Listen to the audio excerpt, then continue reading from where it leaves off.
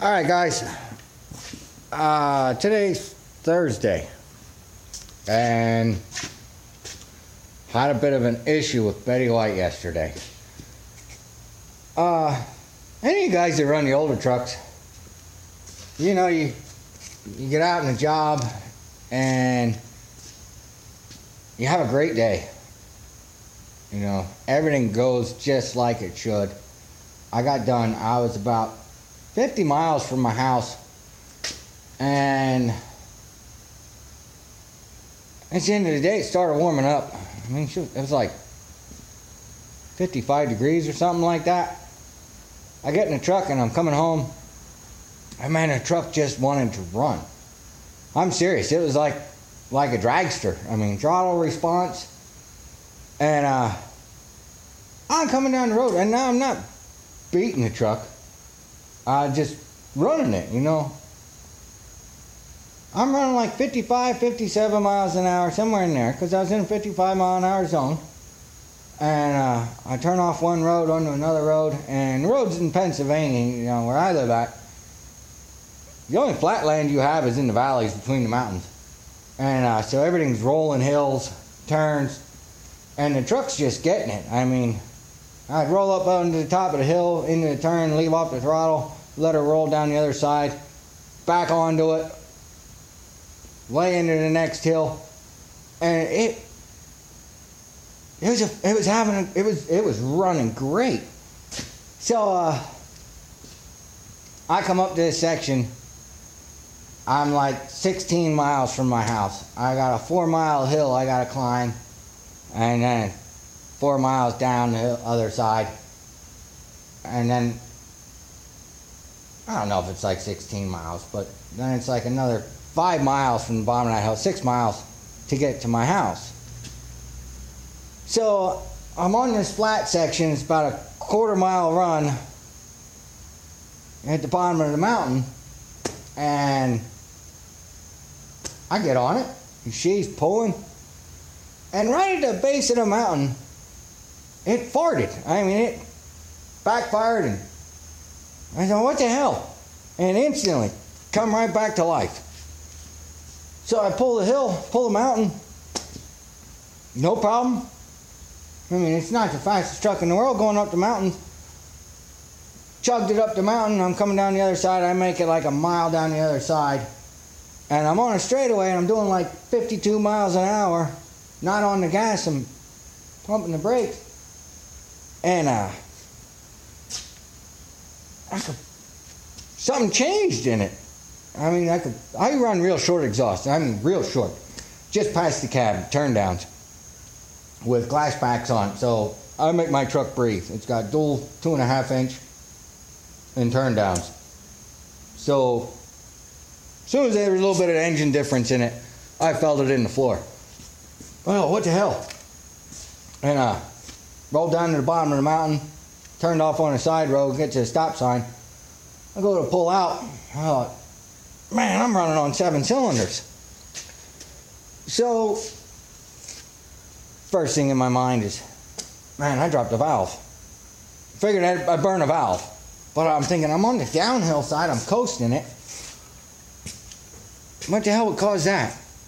So, I'm too proud to tow it. I gotta drive it home. So I drive her home, and it's rattling and making all kinds of, I mean, just nothing internal engine noise, but through the exhaust, I mean, just sounded horrible. So I get her home, and now I'm sick. I'm like, oh, I had enough.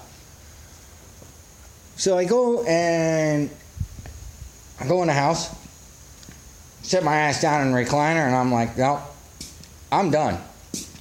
Plus the truck was hot as hell. I'm not dealing with it. I just brought it off a run. So I come back out last night, and I pull my plugs out, and number 8 was missing the electrode. Number 6, the tab at the bottom of the electrode for it to arc, for it to ground, was pushed up, and so that one was dead. And I thought, no, I have 2 dead cylinders. Number 8 was long arc, and it was burning. I mean, it was hot. It was still burning, but it was hot. But number 6 was dead. I thought, now what the hell would do that? So I put plugs in it today and fired it up, just with a slight prayer that that's what it was going to be. So I fire it up. As soon as I fire it up, I got a whistle coming out the exhaust. Choo, choo, choo, choo, choo. So I shut it down. And I start checking compression. I go right to number 8. 135 pounds there. 132 pounds to it. Check number 6, I was like 128. Number 4 was lower. I think I was at like 112. I come up to Banks, and everything's all right. I jump around to the driver's side, put it in number 1 cylinder, crank it over, nothing. I mean, 0. I thought, well, I wonder if my compression gauge is sticking. So, put my finger over the hole, crank it, doesn't even blow my finger off the hole. Oh, no shit. So, I ripped the head off of Betty White today. And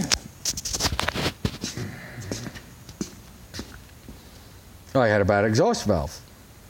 There, right there.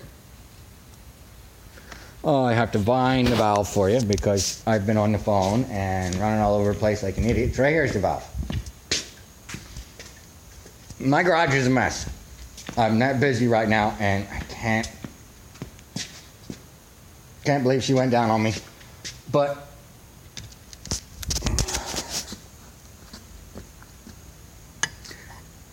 there's the valve.